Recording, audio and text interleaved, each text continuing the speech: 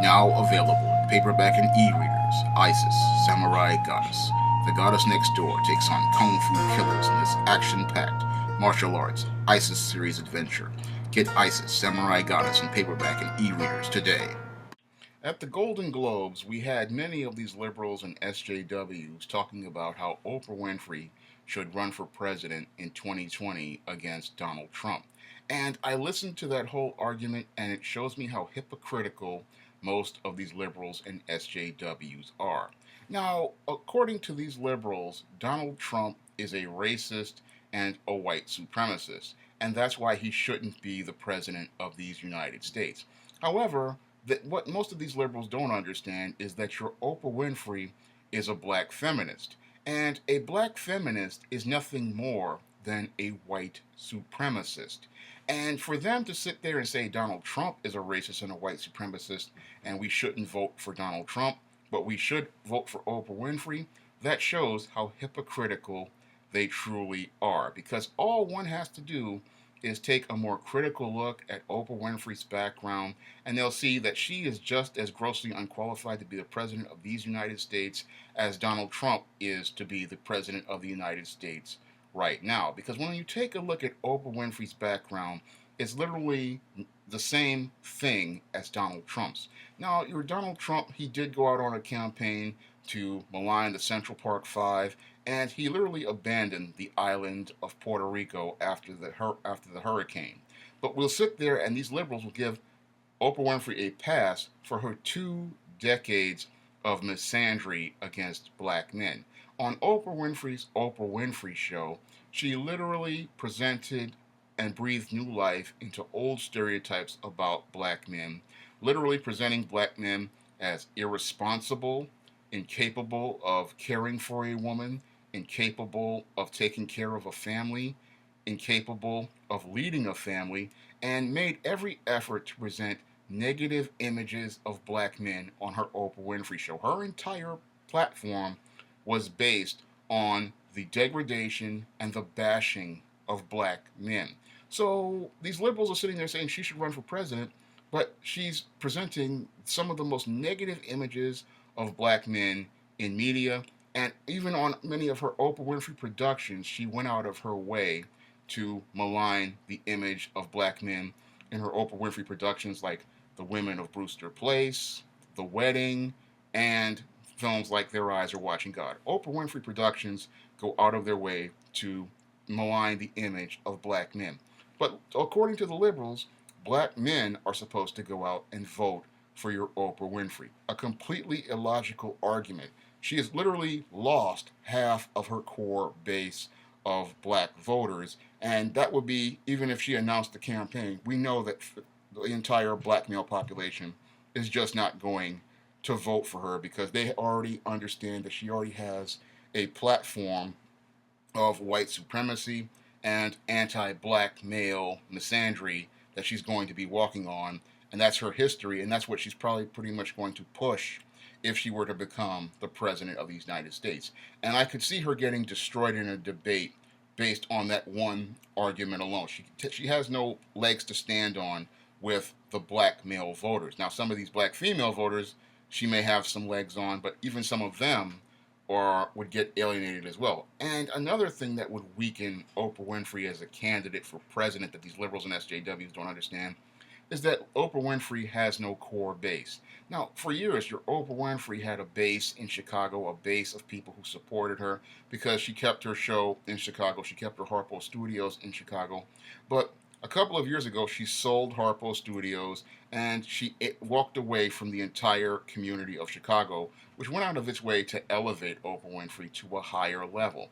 And because she did that, she no longer has that core base politically or economically. She walked away to go Hollywood in the same way that Steve Harvey went Hollywood and abandoned her core base of followers. And without that core base, you're not going to be able to spread out. So she alienated her core base in the hopes of pushing things forward. This is another thing that leads to me saying that Oprah Winfrey just would not win any sort of election, even though these liberals and SJWs are sitting there talking about she should be a candidate for president after that speech. All she did was make a speech that said nothing and made people feel good.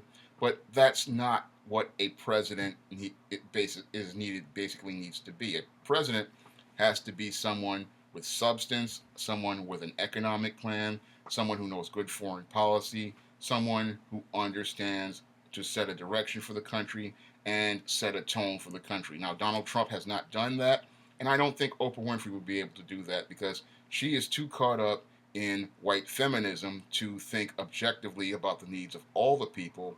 All she's going to do is try to further perpetuate gynocentric policies that further try to oppress men and oppress men's rights and restrict men's rights. That's what most men would see if Oprah Winfrey ran for president. So they would sit there and say to themselves, if this female were to become a presidential candidate, they would say to themselves, this female is going to try to further suppress men's rights. So she's going to lose not only the black male vote, she's going to lose the white male vote, the Hispanic vote, and even in some cases, she may even lose the white female vote.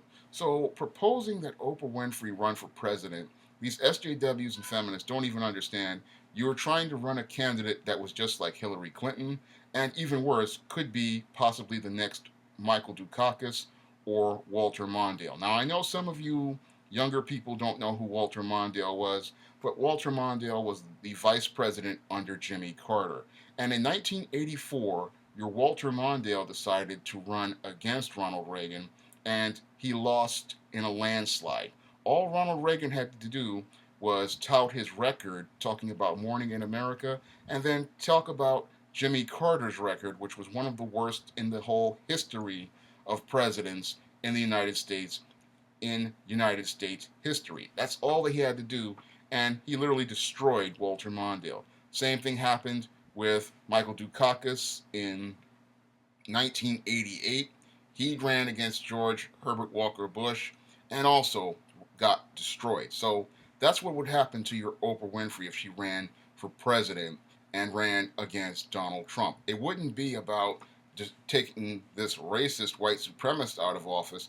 It would be most people saying that it would be the exact same thing or even worse, because most men would look at the bigger picture as related to Oprah Winfrey and look at her history of misandry, her history of degrading black men, and her history of being supportive of gynocentric and feminist policies, and they would say to themselves, we don't like Donald Trump and he's not qualified to be president, but we'd rather stick with the devil we do know than to go with this female who we already know is going to go against us. So the whole idea of Oprah Winfrey running for president, these feminists and SJWs don't understand that to propose such an idea shows how weak the Democratic ticket is and how they really don't have a plan for running a campaign in 2020. Oprah Winfrey should not even be in contention or even considered all for making a speech. The Democratic Party should really, be focusing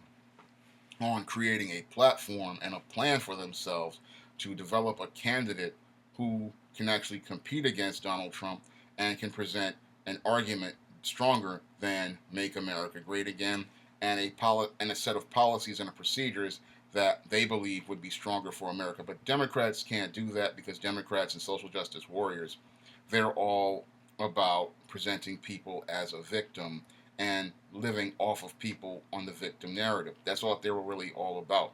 And that platform, a lot of people are just tired of hearing it. They're tired of hearing about victimization, and they're tired, and they want people to start taking responsibility for themselves.